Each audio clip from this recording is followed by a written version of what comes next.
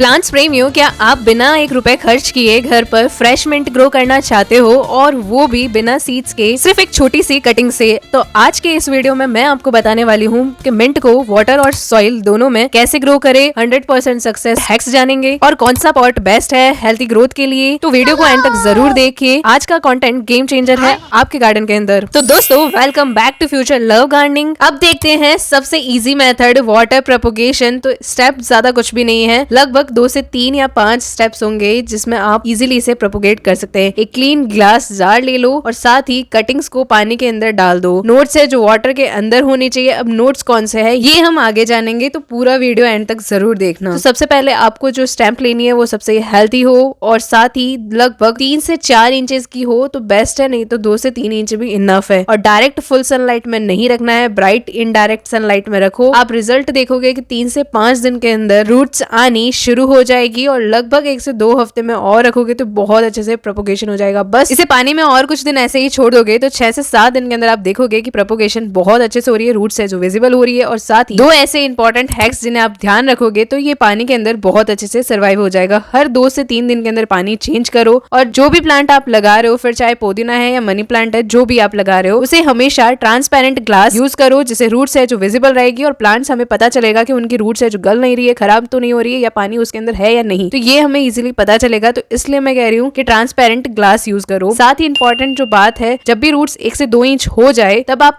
इसे सॉइल में ट्रांसफर कर सकते हो, पर मेरी मानो तो ना ही करो तो बेहतर है। आप डायरेक्टली सॉइल के अंदर ही ग्रो करो अगर आपको करना है तो। और डिटेल में पानी से सॉइल तक जाने का डिटेल हम आगे देखेंगे। उससे पहले देखते हैं कि पुराने पुदीने यानी मिंट के प्लांट को कैसे रिवाइव करे इस समर स्पेशल के लिए। तो सबसे पहले आप देख ही रहे हो कि ये प्लांट पूरा जा चुका है, साथ ही पॉट एकदम खाली खाली सा दिख रहा है। तो सबसे पहले जो फर्टिलाइजर है ना इसके लिए, वो एक ही चीज है, पानी दो। बहुत ज्यादा भी नहीं, लेकिन उतना पानी इसे जरूर देना कि ये पॉट एकदम अच्छे से, इसकी मिट्टी है जो गीली हो जाए और पॉट के अंदर से पानी अच्छे से बाहर आ जाए। बाकी 2 हफ्ते बाद में इसका रिजल्ट देखने को मिलेगा जो आप आगे देखोगे जरूर, तो एंड तक जरूर बने रहना। अब बात करें सेकंड मेथड जो है डायरेक्ट सॉइल प्लांटिंग। इसमें कुछ स्टेप्स है जिन्हें आपको जरूर ध्यान रखना है। सबसे पहले बात करें कि वेल ड्रेनिंग सॉइल मिक्स लो, जिसमें कॉमनली यूज होता है गार्डन सॉइल, कंपोस्ट और सैंड। इन तीनों को मिक्स करो और सॉइल मिक्स बना लो। दूसरा जो सबसे इंपॉर्टेंट स्टेप ये है, जो फिर चाहे आप कटिंग पानी में लगा रहे हो या फिर मिट्टी में लगा रहे हो कोई फर्क नहीं पड़ता, तो स्टेप यही है कि राइट कटिंग चूज करना, जिसमें क्या क्या पॉइंट्स है जिनका आपको जरूर ध्यान रखना है। सबसे पहले हेल्थी ग्रीन स्टैम्प लो। दूसरा 4 से 6 इंच लॉन्ग कटिंग लो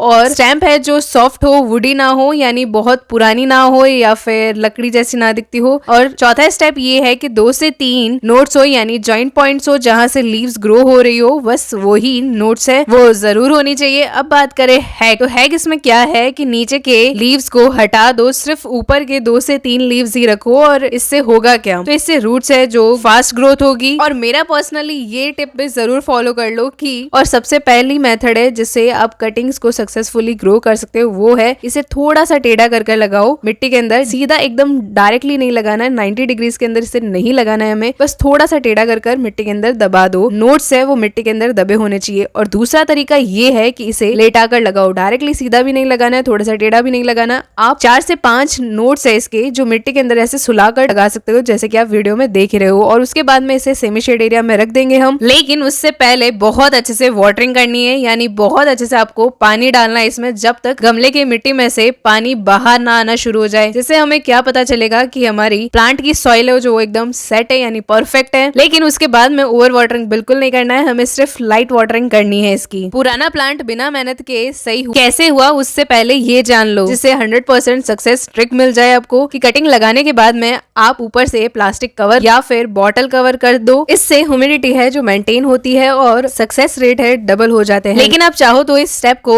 स्किप भी कर सकते हो, क्योंकि मैंने ऐसा कुछ भी नहीं किया था, बस इसे सेमी शेड एरिया में रखा और पानी उतना ही दिया जितना इसको रिक्वायरमेंट है। जिसका रिजल्ट है जो आप देख ही रहे हो, 3 से 4 दिन के अंदर नई नई लीव्स और स्टेम्स आनी शुरू हो गई है। लेकिन इसमें एक या स्टैम्प है जो खराब हो गई, जो पतली थी, और बाकी आप इसका रिजल्ट देख ही रहे हो स्क्रीन पर। तो सबसे बेस्ट तरीका यही है मिंट को मिट्टी के अंदर ग्रो करने का। तो आप देख ही रहे हो इसमें बहुत अच्छे से ग्रोथ आ रही है, नई नई नीचे से भी इसके स्टेम्स है वो लीव्स है या निकल रही है। और इस कटिंग का रिजल्ट तो मैं आपको दिखाई देती हूँ, लगभग 3 से 4 दिन ही हुए हैं और आप इसकी रूट्स देख ही रहे हो, छोटी छोटी निकलनी शुरू हो चुकी है। तो जब भी मिट्टी में कटिंग्स लगाओ इस बात का जरूर ध्यान रखना कि 3 से 4 इसके नोट्स पॉइंट होने चाहिए, मिट्टी के अंदर दबे होने चाहिए, लगभग 3 से 2 नोट्स जो हेल्प करेंगे आपके प्लांट्स को बुशी बनाने में। साथ ही आप देख सकते हो 10-15 दिन हुए हैं और इसके अंदर मिट्टी में से साइड में निकल रही है नई लीव्स और स्टेम्स। तो ये प्लांट जब भी आपको हेल्थी दिखने शुरू हो जाए कटिंग्स लगाने के लगभग 10 से 15 दिन या 20 दिन के अंदर, उसके बाद में आप इसे डायरेक्ट सनलाइट में रख सकते हो जहां इसे लगभग 2 से 3 घंटे की धूप आती हो।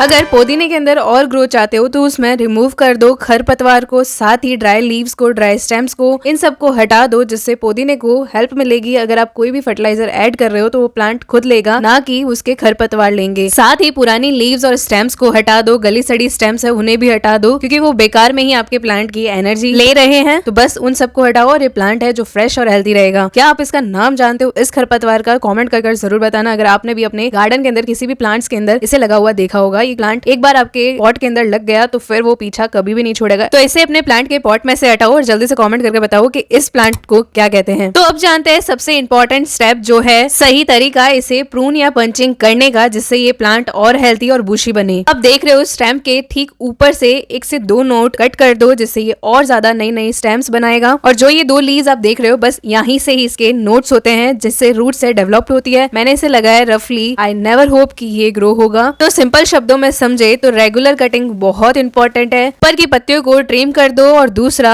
रिमूव कर दो लॉन्ग स्टेम्स को। इससे ज्यादा प्लांट को नई नई ब्रांचेस और ग्रोथ मिलेगी। फर्टिलाइज योर प्लांट मतलब यूज करो ऑर्गेनिक फर्टिलाइजर हर 10 से 15 दिन में। इसमें आप वर्मी कंपोस्ट, किचन वेस्ट या फिर लिक्विड फर्टिलाइजर्स यूज कर सकते हो। तो लिक्विड फर्टिलाइजर्स इस समर सीजन के लिए या फिर विंटर सीजन के लिए पूरा डिटेल चाहिए तो कमेंट कर दो मिंट फर्टिलाइजर। इन सारे फर्टिलाइजर्स और कंपोस्ट से प्लांट को हेल्प मिलेगी ज्यादा बुशी होने में। अब बात करें मिंट को ग्रो करने के लिए बेस्ट पॉट साइज क्या है या क्या कंटेनर्स है उसकी। मिंट या पुदीना एक ऐसा पौधा है जो बहुत फास्ट फैलता है, इसलिए राइट कंटेनर बहुत इंपॉर्टेंट है। बेस्ट ऑप्शन है व्हाइट पॉट जो लगभग 8 से 12 इंच का है, या फिर ग्रो बैग ले सकते हो, या फिर रेक्टेंगुलर पॉट, या फिर ऐसी मटकियों या फिर ऐसे मिट्टी के पॉट्स का भी इस्तेमाल कर सकते हो। तो बस अवॉइड करो deep pot, drainage holes must है इसके अंदर, और साथ ही हेक जाने तो मिंट को अलग पॉट में ही ग्रो करे, नहीं तो ये दूसरे प्लांट्स को भी डोमिनेट कर देता है। अब सबसे इंपॉर्टेंट क्वेश्चन ये है कि मिंट कब ग्रो करे। तो उसके लिए बेस्ट सीजन है स्प्रिंग सीजन जो लगभग फेब से लेकर अप्रैल तक का होता है, और दूसरा है अर्ली मॉनसून सीजन। आप इसे समर में भी ग्रो कर सकते हो लेकिन डायरेक्ट सनलाइट से बचाओ, शेड में रखो, और विंटर में ग्रोथ है जो स्लो हो जाती है। और अगर कोई भी पुराना प्लांट है अगर वो खराब हो रहा है, ड्राई या फिर वीक हो गया है तो टेंशन बिल्कुल भी मत लो। रिवाइवल स्टेप्स ये है जिसे स्क्रीन में आप देख रहे हो उन्हें फॉलो कर लो। तो इस एक वीडियो के अंदर ही हमने पूरी डिटेल देख ली है। मिंट को किसी पुराने पॉट में लगा रखा है उससे लेकर पानी में और सॉइल में लगाने तक का, और पूरा खराब हो रखे प्लांट को भी वापस रिवाइव करने का, और साथ ही इसे 20 से 25 दिन के अंदर हार्वेस्ट जरूर कर लेना मिंट को। और जो पानी में आप लगाए हुए देख रहे हो 10 से 15 दिन के बाद का रिजल्ट,